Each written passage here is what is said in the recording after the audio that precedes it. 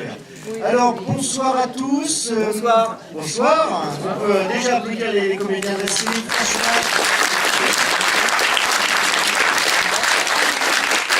Alors, puisqu'on est dans les applaudissements, on peut, je pense qu'on va les entendre. Colette Nucci, la directrice, on est quasiment ici chez nous, elle nous reçoit merveilleusement bien. Merci Colette Nucci. Oui, on peut l'applaudir. Une autre alliée de choc, de charme et en tout cas très efficace, Isabelle Bazin, la responsable du service collectivité. Si toute la troupe est là ce soir, elle y est pour quelque chose quand même, je pense. Merci Isabelle. Alors, je remercie bien sûr les comédiens de rester avec la performance que vous nous avez donnée. C'est vrai qu'on vous en demande beaucoup parce que vous devez être fatigués, donc on apprécie beaucoup votre disponibilité. Merci beaucoup à Jean-Philippe Daguerre, le metteur en scène. On avait peur qu'il ne soit pas là, parce qu'il y avait peut-être une bonne nouvelle, un heureux événement, mais voilà, donc l'heureux événement, ce n'est pas ce soir. Donc, dans une heure. Plus dans une heure, donc on va faire vite, Jeune papa, on peut l'applaudir, voilà. Bon, c'est la maman, bien sûr. Tout à fait. Alors, qui sommes-nous? Parce que vous voyez, il y a un joli groupe. Ce soir, nous sommes l'association Petit Théâtre Entre Amis. Tout à fait. Des jeunes recrues. Petit Théâtre Entre Amis, ça fait 17 ans qu'on se bat pour faire venir le public au théâtre et leur faire découvrir toutes les formes de théâtre. Et je dois dire que ce soir, c'est une soirée un peu particulière pour nous, parce que déjà, c'est la première fois que nous proposons une pièce de Marcel Aimé à nos adhérents, en 17 ans. Et puis aussi, ce soir, c'est l'anniversaire de notre association. Donc, on va se retrouver tous tout à l'heure au restaurant pour souffler les bougies de l'association. Donc voilà, on est très contents, je pense, on en reparlera, on donnera la parole à la salle tout à l'heure, mais je pense qu'on est très contents d'avoir choisi cette pièce pour la soirée anniversaire. En tout cas, il y a eu beaucoup de rire ce soir, c'était vraiment très sympa.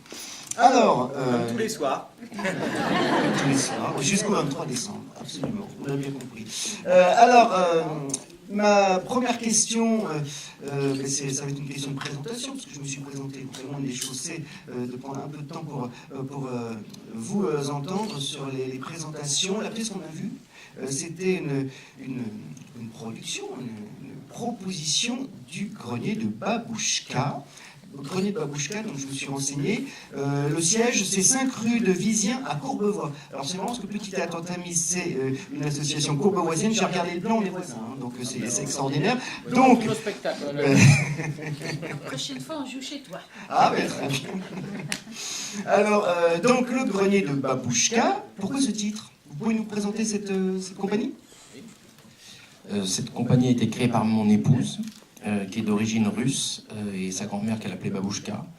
C'est en hommage à sa grand-mère qu'elle a eu envie d'appeler cette compagnie. Et à l'époque où elle a créé la compagnie, je ne connaissais pas mon épouse. Donc une fois, quand j'ai rejoint mon épouse, j'ai rejoint sa compagnie et on l'a développée ensemble.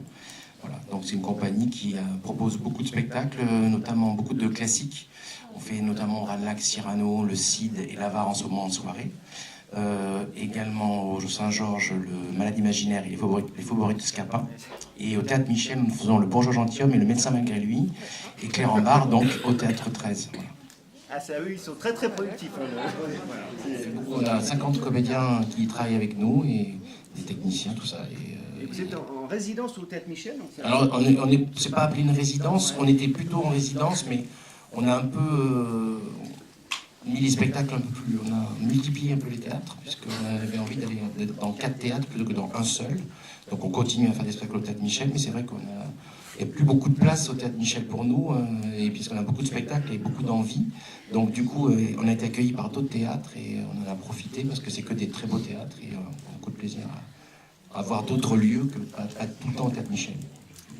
Alors, parlons de Claire en barre. Donc, j'ai vu, Jean-Philippe Daguerre, que votre compagnie était en résidence à Carqueiranne, c'est dans le Var, en 2015.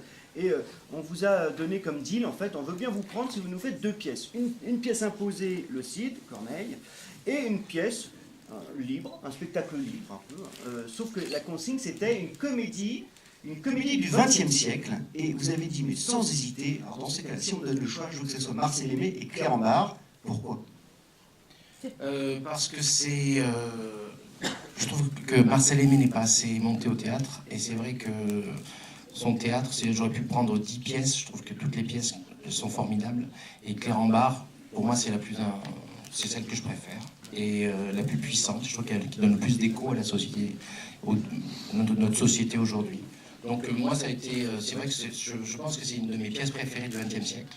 Donc quand on vous dit quartier libre, voilà, 9 comédiens à produire, c'est pas simple, c'est qu'un gros projet, etc. Surtout quand on n'est pas une compagnie subventionnée au départ. Donc cette ville a mis les moyens nous permettant de répéter ce spectacle dans de très bonnes conditions et de le créer. Donc c'est grâce à la ville de Carqueiranne que ce spectacle existe. Voilà. Et donc moi, pour préparer l'entretien, j'ai regardé différents articles vous concernant. J'ai vu une interview très intéressante de la Cour au Jardin, où vous dites, en fait ce que vous dites, mais vous le dites souvent dans vos interviews, vous rendez souvent hommage à vos comédiens, et vous dites, là, alors, je suis désolé, hein, c'est votre expression, putain qu'ils sont bons, c'est beau des comédiens qui sont heureux d'être ensemble et heureux de transmettre aux spectateurs un chef-d'œuvre. Alors, puisque vous louez vos comédiens à juste titre, ils ont été, enfin moi je trouve qu'ils sont excellents ce soir, ils sont probablement excellents tous les soirs, voilà. Mais c'est vrai que vous leur rendez souvent hommage, donc le mieux c'est qu'on leur donne la parole, si vous voulez bien.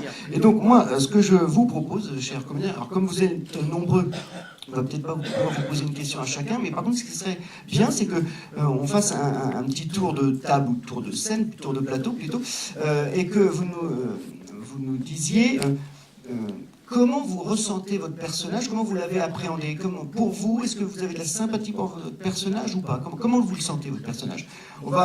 C'est dur comme question peut-être, je sais pas, on va voir. Est-ce que on peut commencer voilà, j'ai oublié votre prénom, attendez.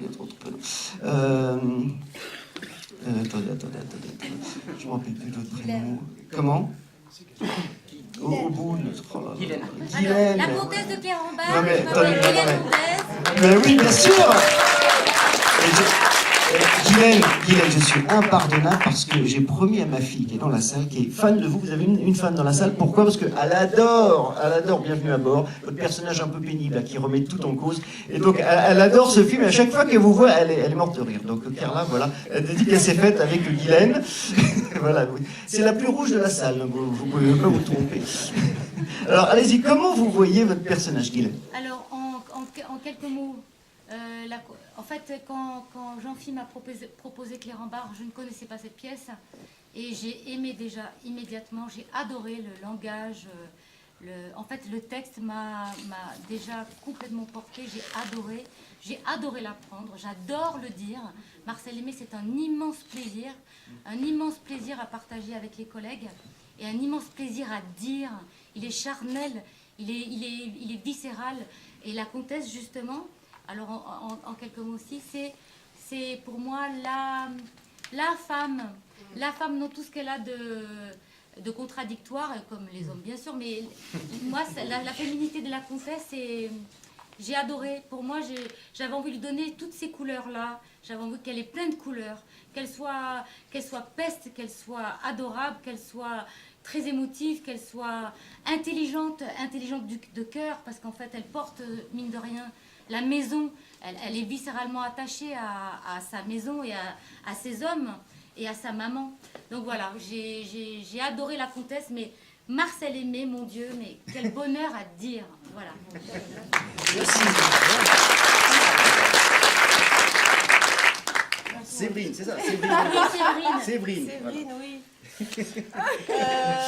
Madame Galichon. C'est ce qu'il y a de plus dur comme exercice pour nous, en fait, là, devant vous, en fait. Je sais, je me doute. Non, mais je l'aime beaucoup. Vous me demandiez si on est... Ouais, bien sûr. Pas, oui, j'aime beaucoup Madame Galuchon. Après, comment je la vois... Elle n'est pas longtemps, alors c'est compliqué. C'est elle qui décide dans le couple ou pas? Voilà. Quand même, exagéré non plus. La patronne. C'est la patronne. Ouais. Ouais. Est-ce qu'elle sait qu'elle est trompée? Je ne pense pas. J'ai un rendez-vous. Son mari travaille beaucoup, mais non, je pense pas qu'elle sait qu'elle est trompée. Les fins de réunion sont très difficiles, elles sont longues surtout. Voilà, là tout de suite, très honnêtement, je ne sais pas quoi vous dire plus de Madame Galuchon. part que oui, c'est la patronne et je l'aime bien. Très bien, merci beaucoup. Flore. Oui, bonsoir. Alors, donc la langouste, évidemment, j'aime énormément ce personnage. J'étais très touchée que Jean-Philippe me fasse confiance par rapport à ce personnage à défendre, parce que j'étais pas forcément, en fait, je représentais pas forcément physiquement ce qu'on se représente d'une prostituée. Voilà, j'ai plus des emplois de jeunes premières que de... Enfin, je dirais pas de prostituée, parce que je vais pas faire un amalgame, il n'y a pas un type de... Mais bref, moi ce que j'aime profondément dans ce personnage, et je pense que tout le monde l'a vu, c'est son humanité dingue et cet amour qu'elle a pour l'humain, en fait. Voilà. Pas que. C'est bien que tu l'aies pensé comme ça, mais... Non, mais c'est intéressant parce que c'est un contre-emploi, parce que elle a pensé Marcel Aimé, c'était joué par d'autres, c'était toujours une femme de plus de 40 ans, très en chair, une grosse poitrine, c'est complètement... c'est pas du tout tel que ça a été pensé par l'auteur, etc. Et moi, j'avais envie de penser pendant d'y trouver quelque chose de différent, et surtout le plaisir qu'a parfois un comédien de s'attaquer à un rôle qui n'est pas forcément pour lui, et cette envie de le défendre parfois est plus magique que de correspondre au personnage. Et moi, chez Flore, ce que je trouve merveilleux quand elle le joue, c'est qu'il y a des phrases, elle dit regarde-moi dans ma chair, c'est pas une plantureuse, etc. Mais cette ambiguïté de le défendre, parfois un comédien de défendre quelque chose qui n'est pas forcément pour lui, amène quelque chose d'étrange et d'étonnant, qui fait que tout d'un coup, cette façon de s'en emparer rend le moment encore plus merveilleux que si c'est quelqu'un qui correspondait exactement au personnage, selon moi. Et quand elle dit elle est que de l'humour que l'humanité, c'est que je ne suis pas tout à fait d'accord, parce que Marcel Aimé en met à tout le monde dedans. Elle est un petit peu calculatrice, elle a aussi ses défauts. Et elle en a pas mal. Mais c'est bien que tu lui mettes de bonnes raisons. Mais c'est vrai qu'elle en a. Il y a des endroits où quand même, on voit que le type est à moitié dingue, etc. Je dis c'est quand même un endroit pour venir dans une famille, ça me mettrait la situation. Je trouve qu'aucun personnage n'est tout noir ni tout blanc, c'est ça qui est merveilleux au théâtre, et ce qui fait que... Non, mais elle a plein de qualités, mais elle a aussi des défauts. Elle a aussi des trucs qui la tiennent aussi matériellement, des espèces de trucs. Elle n'est pas que la sainte. Et c'est un personnage merveilleux. Et à la base, elle n'est pas forcément une sainte ou quoi que ce soit. C'est tout d'un coup, elle rentre elle se dit, tiens, je suis prêt à partir avec lui. Non, mais... Alors, Antoine, j'ai appelé Octave. Oui, on peut faire l'amalgame. Il est plus dans la vie que dans le personnage. Alors, Octave, non, j'aime beaucoup jouer ce personnage parce que ça nous permet d'exprimer des choses qu'on n'exprime pas forcément dans la vie, enfin, du moins, pas moi. Et, là, on laisse libre cours à ses frustrations, à ses envies pressantes, à cette espèce de choses comme ça. C'est toujours extrêmement jouissif. Et j'utilise le mot à dessein. Mais j'aime énormément ce personnage. C'est tous les soirs. Alors ça coûte un peu d'énergie, je vous cache pas. Mais c'est un grand plaisir à jouer, justement. Parce que je le mets un peu en parallèle avec le fait de jouer un méchant. Bien que pour moi, Octave ne soit pas un méchant, mais au contraire une victime. Et même une créature, je dirais. C'est une créature créée par ses deux parents déjà. Et par ses frustrations, et par ses conditions de vie. Enfin, vous en ferez la lecture que vous voudrez par rapport à la pièce que vous avez vue. C'est comme ça que moi je me le raconte. Voilà, mais c'est un grand plaisir à jouer tous les soirs.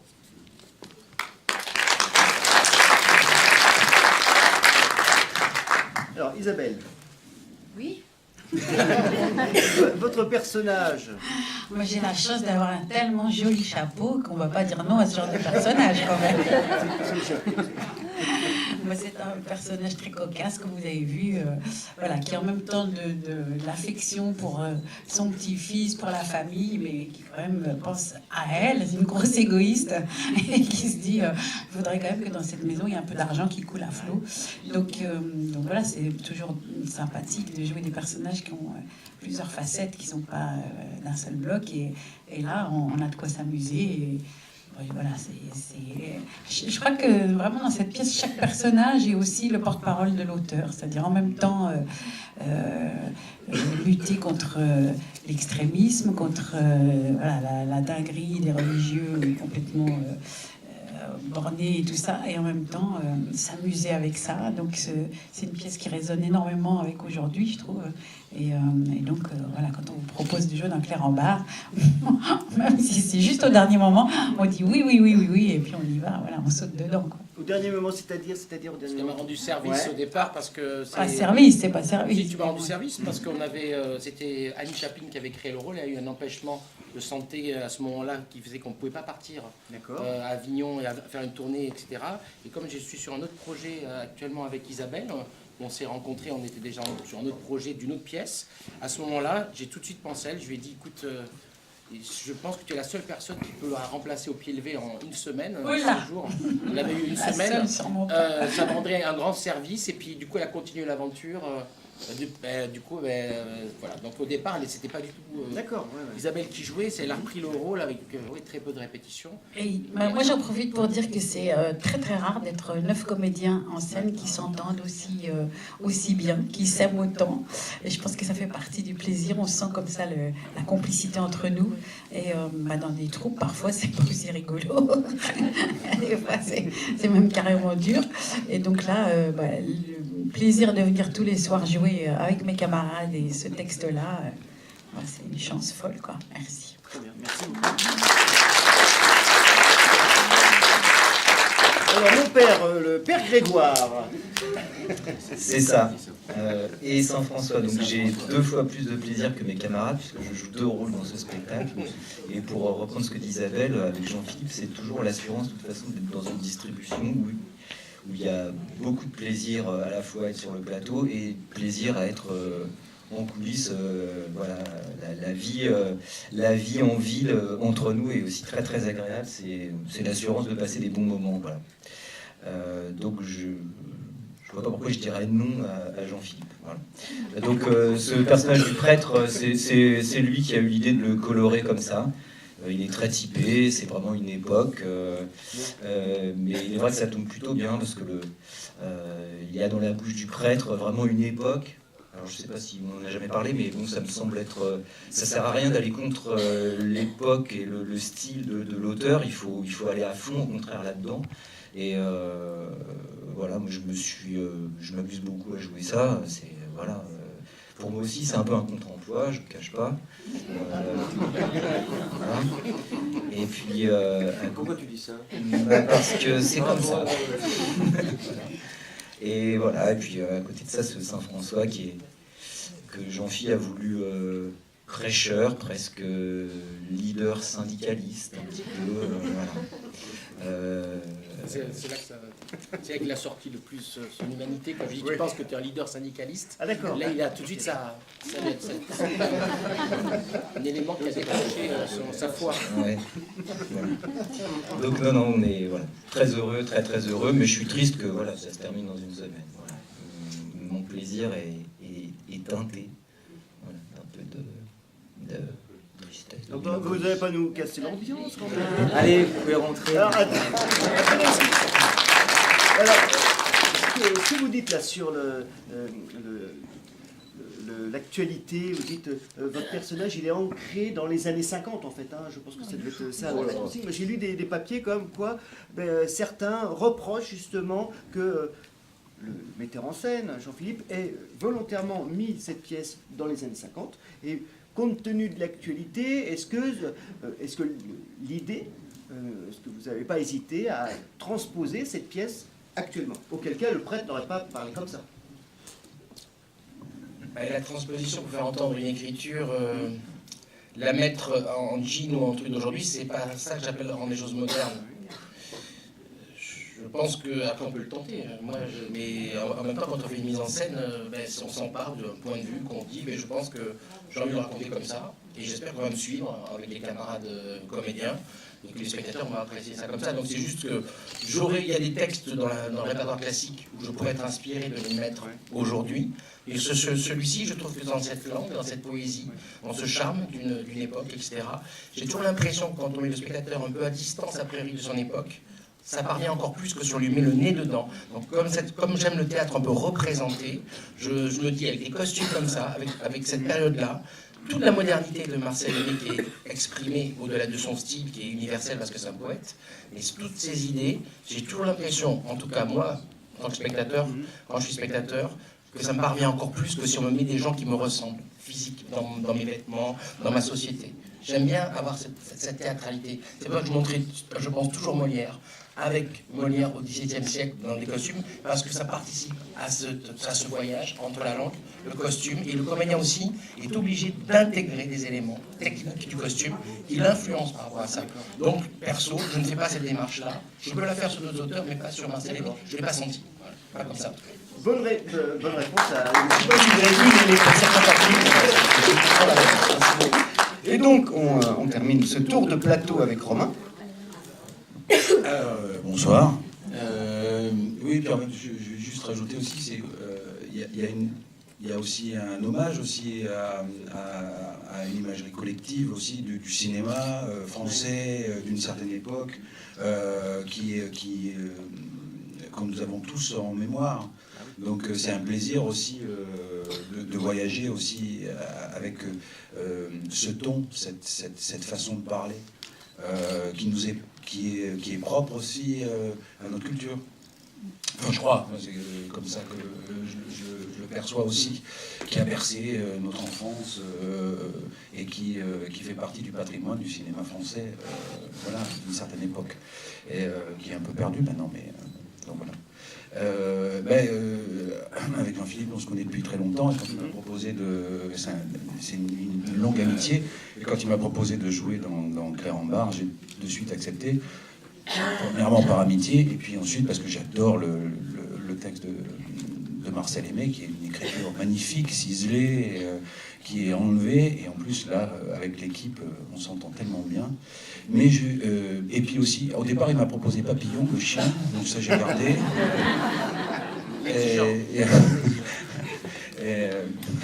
Donc voilà, non mais c'est un bonheur tous les soirs. Donc, voilà. Et puis aussi...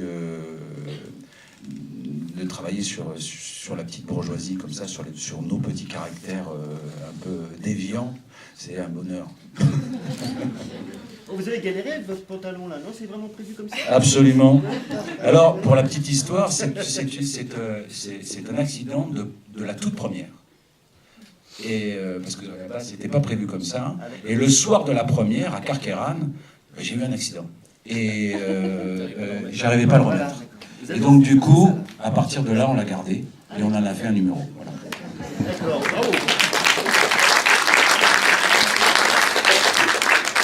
Alors, on va donner la parole à la salle. Avant, j'ai une question à poser à Jean-Philippe Daguerre et après, on donnera la parole à la salle.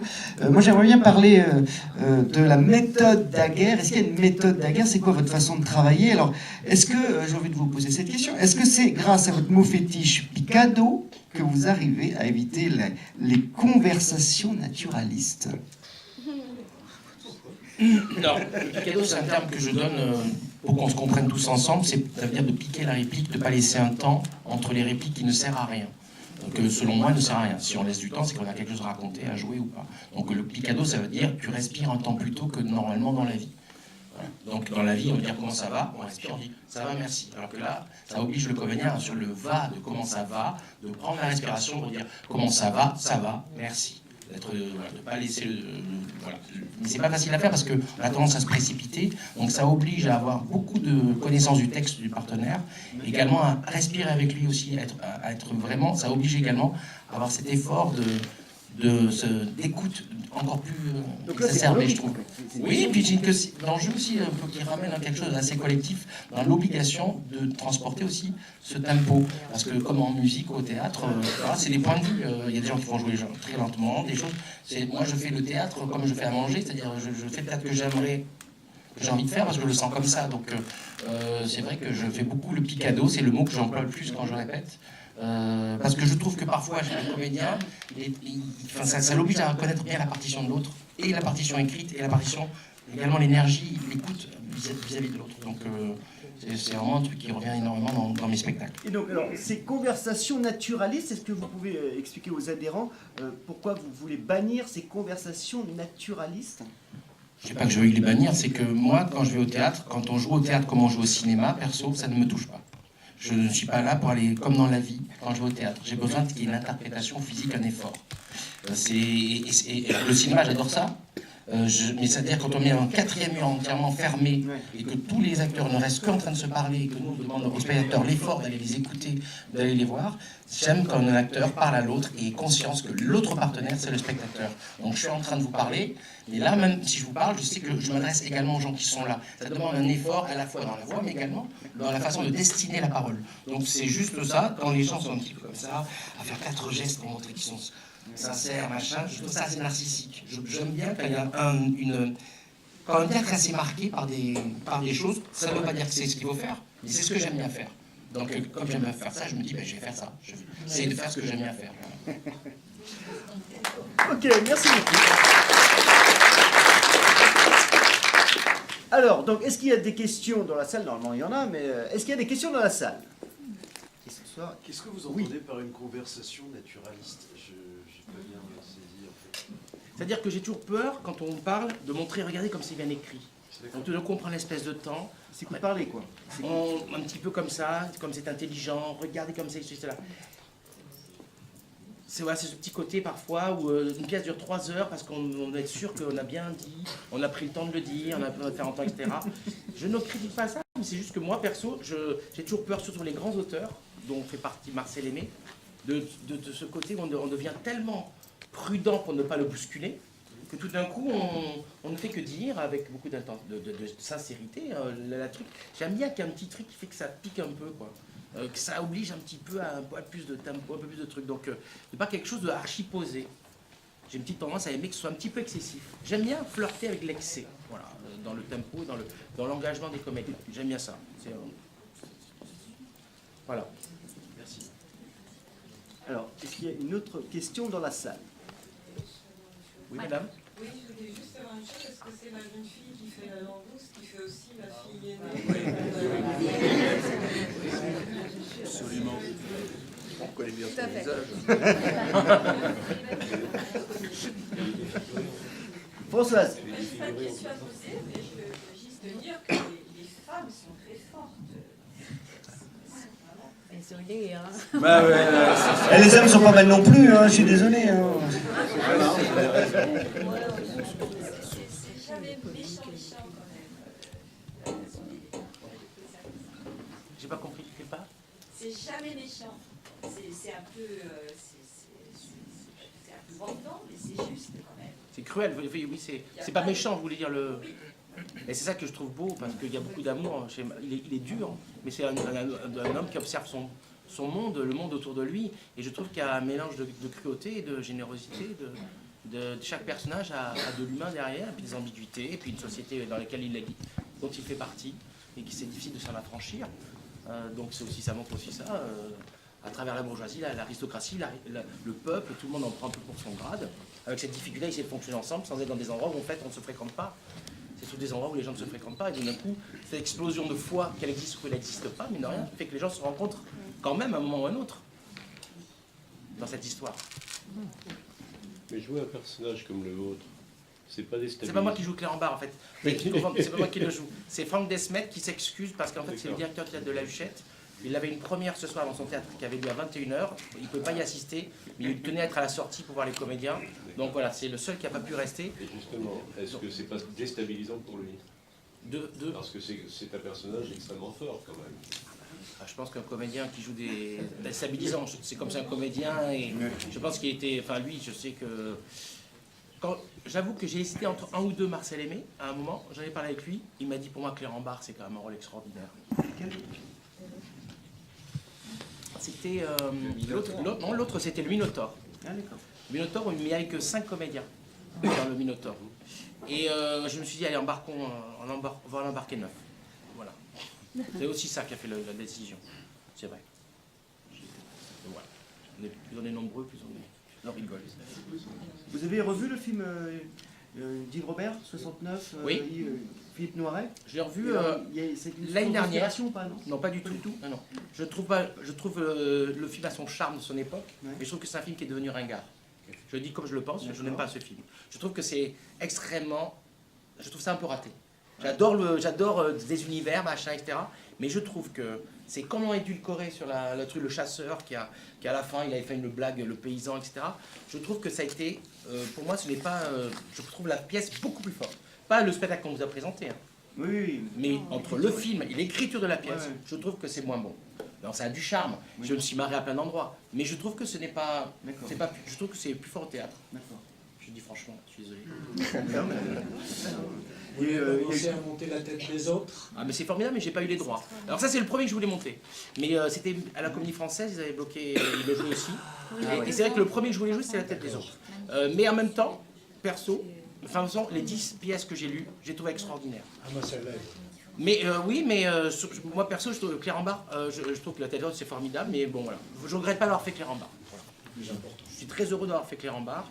On a souffert un peu de la difficulté qu'on m'a sorti, c'est comme il y avait eu Bigard qui l'avait joué, ça a été très compliqué, qu'il a joué que 31 mois à Héberto. C'est vrai que le truc qui nous a vachement ça nous a porté tort, on nous a dit ah ben oui mais ça n'a pas marché. Ah oui, ils se sont fait déchirer par la critique. Déchiré par la critique, Marcel Aimé c'est ringard, c'est machin. On est quelle idée de monter ça, et surtout en plus Clérambart. Parce qu'il y a eu cette histoire à Héberto avec Bigard qui a pris beaucoup de proportions. À une époque, il a fait des déclarations.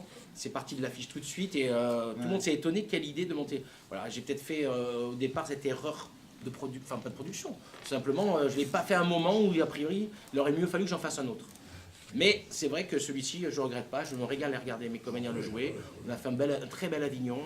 On avait quand même 75 représentations. C'était pas gagné.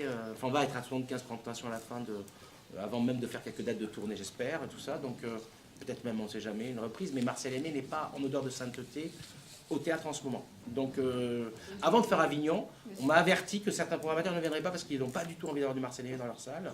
Il a une image qui est assez écornée par rapport à plein de choses, de ses amitiés qu'il a eues pendant l'occupation, des choses comme ça.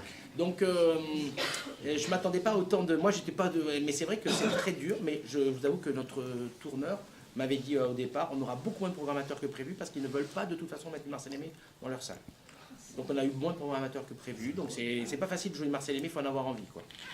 En tout cas dans le théâtre privé, dans lequel on circule, même si là ici c'est un théâtre municipal public, hein, d'une certaine manière. D'ailleurs c'est pas pour rien qu'on a eu de la place ici et que dans aucun théâtre privé va mettre 9 comédiens dans un Marcel Aimé, sauf si vous mettez Bigard peut-être, ou un très très gros tête d'affiche. Mais même avec Bigard ça n'a pas du tout marché, c'est très compliqué. C'est pas facile, mais en même temps, je ne regrette pas du tout.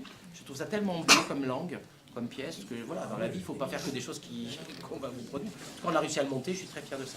Attendez, parce que là, sur le théâtre 13, ça peut aussi servir de tremplin. Michalik, c'est un morceau, puisque le porteur d'histoire a été créé là, Intramuros a été créé là. Et... Oui, mais c'était pas Marcel Aimé, c'était un auteur, metteur en scène auteur. C'est beaucoup plus facile. Moi, si j'écris une pièce et qu'elle est bonne, il faut qu'elle soit bonne et que je la joue ici, c'est un tremplin. Voilà. Mais venir jouer Marcel Aimé au théâtre 13, ça va être un tremplin si les théâtres privés viennent le voir. Ouais. Mais ils viennent pas le voir parce qu'ils savent qu'ils le produiront pas. J'en ai invité, je les ai tous invités, hein. Je les connais tous. Ils m'ont dit on va pas mettre 9 comédiens sur un Marcel Aimé. Mettez-nous du 9, mettez-nous... Puis pas 9 comédiens, enfin, je l'entends tout le temps. Qui joue 9 comédiens en soirée, à part les grands classiques Tartuffe, avec Michel Bouquet et tout ça? Qui met 9 comédiens dans un théâtre privé en soirée? Mais personne. En ce moment, il y a Edmond, mais bon, c'est Michalik qui a le vent pour comédien. Voilà. Ah oui, mais Michalik, si tout le monde pouvait réussir comme Michalik, ça serait génial. Mais ce que je veux dire, c'est Edmond n'est pas Marcel Aimé. C'est Michalik qui a monté l'histoire de Cernot. On a un auteur vivant de 35 ans, hyper talentueux, metteur en scène. Et donc on vient voir ça, et puis ça c'était populaire, c'est super. Mais Marcel Aimé, il y a un a priori, c'est-à-dire le nombre de gens qui sortent en disant j'aurais jamais cru que c'était aussi bien Marcel Aimé. On est venu parce qu'on s'est dit Marcel, aussi moderne surtout. Mais parce que c'est quand même d'une modernité, c'est d'une. Puis qui ose aujourd'hui être aussi caustique, aussi. C'est quand même sacrilège par moment ça. Il flirte avec ça. C'est une parole qui est extrêmement culottée.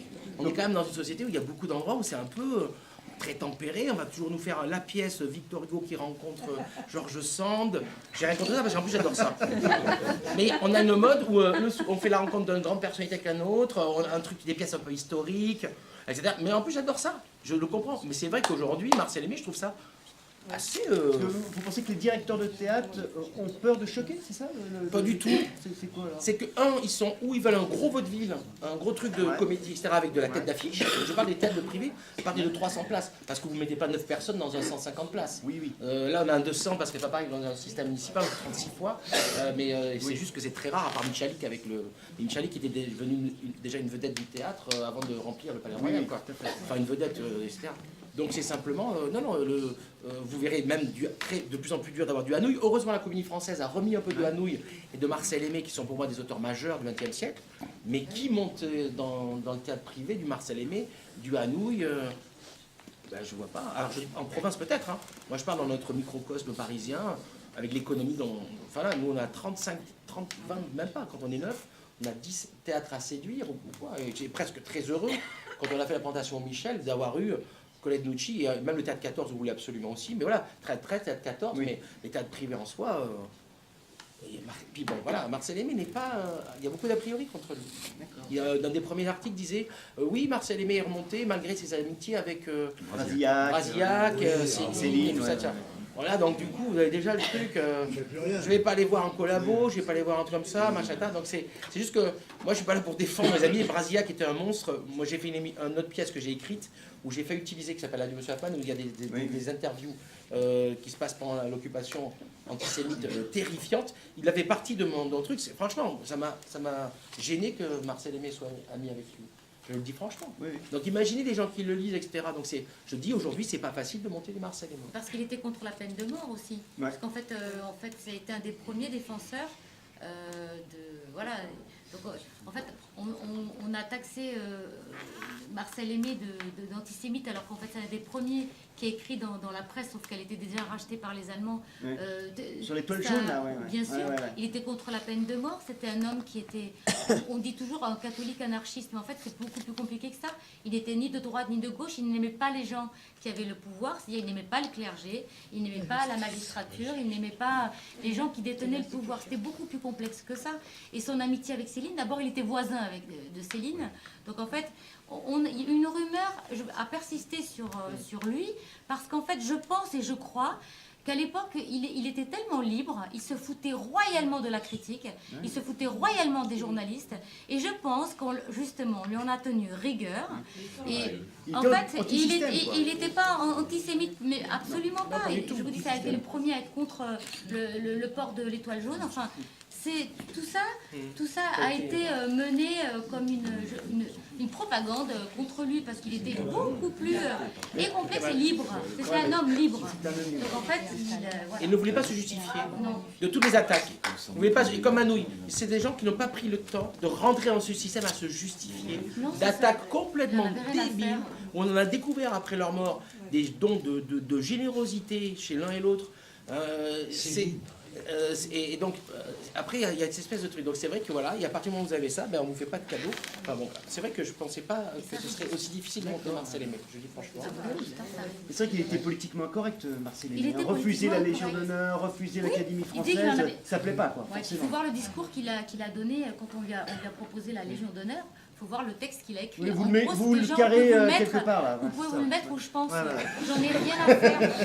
Vos honneurs, tout ça, rien à faire. Donc en fait, je pense que c'est ça, et on a tellement voulu, que ça résiste encore, que les gens lui en veulent encore.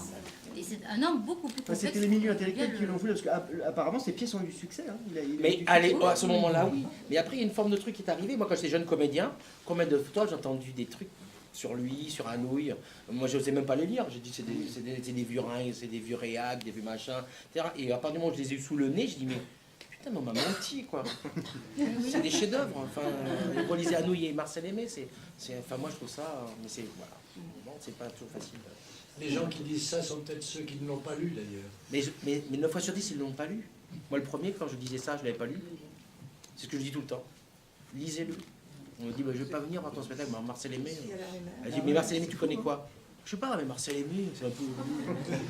Regarde, il y a une œuvre complète, c'est très rapide. Juste, tu lis 3 scènes et tu verras que tu n'es peut-être pas allemand. Et 9 fois sur 10, les gens ne connaissent pas du tout. En fait. Est-ce qu'il y a d'autres questions dans la salle? Ok, donc moi j'ai une dernière question à vous poser.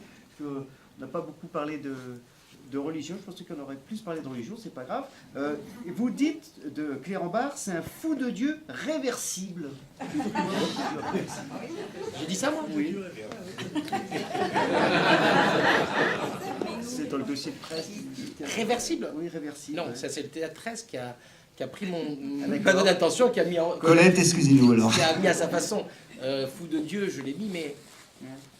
C'était dans le résumé. Je ne peux pas l'avoir vraiment prononcé, ce truc-là. En plus, moi, je ne le vois pas comme... C'est marrant. Ouais. Et c'est marrant, personne ne le voit vraiment pareil.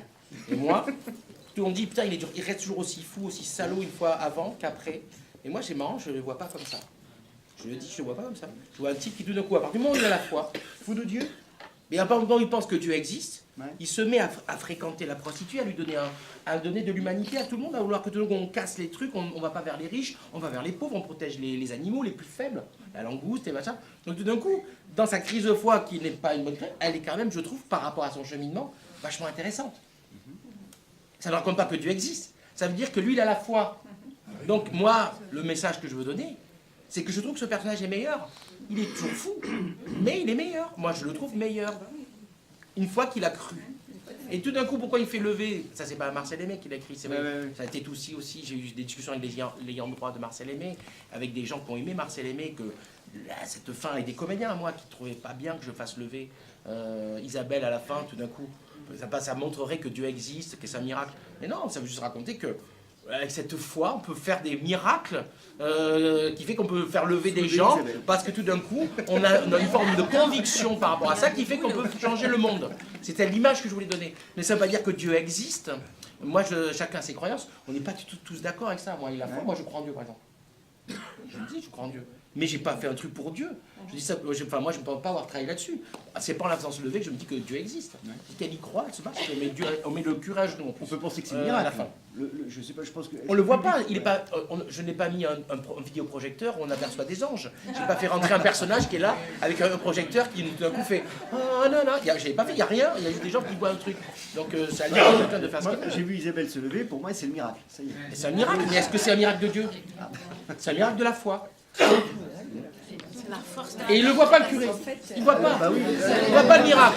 Donc ça reste Marcel Aimé. On met, moi je mets le curé à genoux à l'église. C'est ce qu'il est. Donc je ne pense pas trahir le temps. Mais je me démerde un peu pour essayer d'écouter des trucs. Mais moi, Clérambaert n'est pas souvent chez lui. C'est ça où on en parle. On dit il est horrible. C'est avant ou après. Mais je trouve qu'il est moins horrible après.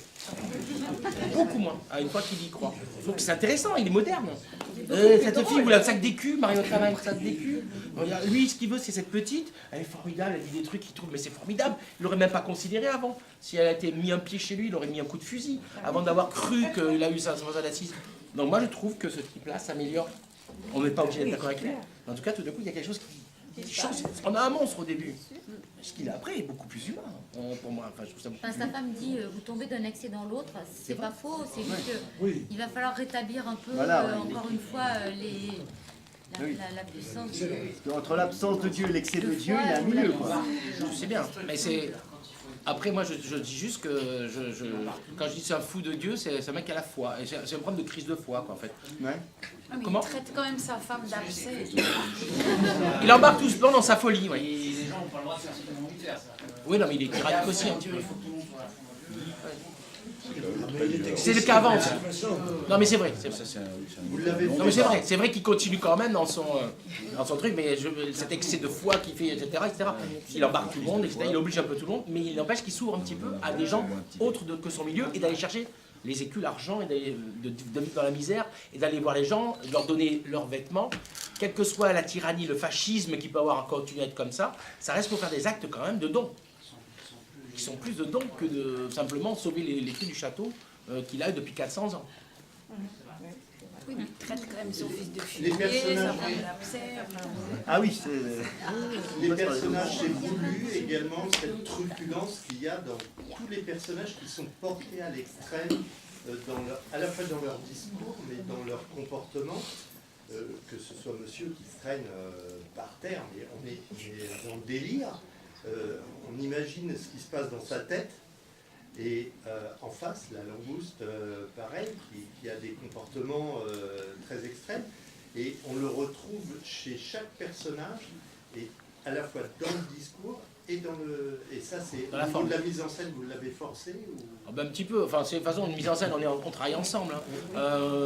Ce spectacle, quand on fait toujours un comédien, il n'est pas simplement quelqu'un qui en dit tu joues comme ça, tu fais comme ça. Il y a une résonance qui se fait dès la première lecture. Donc c'est vrai que moi j'aime quand cette prononciation de la langue, quand on s'en sert, j'aime bien être un peu excessif, presque de personnages un petit peu haut en couleur.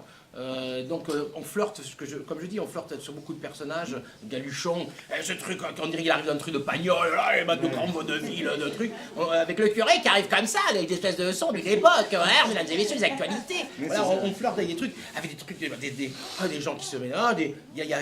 Moi j'aimais bien cette tonicité, cet hommage au vaudeville, d'une certaine manière, cette langue, et faire ressurgir quand même la parole. Moi ce que je voulais surtout, c'est qu'on entende le texte. Et c'est vrai que je trouve qu'ils font parfaitement entendre l'écriture de Marcel Aimé. C'était quand même avant tout l'objectif, et la faire résonner à travers des personnages truculents ou en couleur, mais avec beaucoup de densité, d'intensité quand même. Tout à l'heure, au niveau des échanges, ça pousse les acteurs à apprendre le texte de l'autre également. Mais dans de toutes savoir. les pièces, on est obligé d'apprendre le texte des autres pour jouer la pièce. Oui, mais parfois on attend que les femmes aient la réplique, on respire juste après. Tu as fini ta réplique, je prends de l'air et je timbre. Donc vous avez quelque chose qui est très codé au théâtre, c'est-à-dire que je te parle, tu as fini de parler, le spectateur voit que l'autre va faire ça. À partir du moment où on ne fait pas ça, le spectateur ne sait jamais qu'il va. Il y a juste un petit truc quand même, on le prend, hop, c'est bien là, il vient là, on est là, on prend le truc là, on décide de mettre l'info là, on fait un temps, tout d'un coup on ramène là, tac, tac, tac. C'est une forme de jeu rythmique et de son, et de connaissance, mais pas que du texte, c'est aussi connaissance de la façon de... Quand l'autre va terminer sa phrase, parce qu'ils ne font jamais exactement la même chose. Il y a plein de nuances qui se font. Les acteurs, moi je ne suis pas venu depuis un petit moment, j'étais en tournée sur notre pièce. Il y a plein d'endroits où il y a une forme de... Ils ne font pas exactement, ils respectent le picado, mais par contre ils font vivre leurs répliques, leurs intentions. Elle s'est nuancée chez certains, chez d'autres, il y a quand même des tentatives, c'est pas bloqué. Hein. Et surtout, mais c'est vrai que j'aime bien ces personnages, moi, qui sont assez investis, assez... plein de couleurs, quoi, enfin un peu excessif, ça me plaît. Et l'accent, alors, votre accent, monsieur, il est naturel ou c'est le mien. C'est le Un petit peu...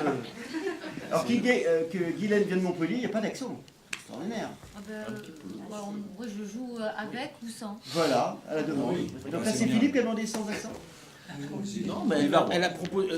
Non, mais en fait, moi, puis elle est aristocrate, donc c'était compliqué d'aller. Si à la limite, elle avait un rôle d'une bourgeoise, peut-être devrait faire, mais c'est une proposition de Romain d'ailleurs. Il a son exemple, il a quand même dit moi, je le sens de le mettre un peu un bourgeois de chez moi, un peu machin. Je dis mais écoute, vas-y, tente. Et puis il l'a fait, je dis ah ben c'est marrant. Du coup, sa fille, pareil, machin, l'hiver, il y a des trucs un peu.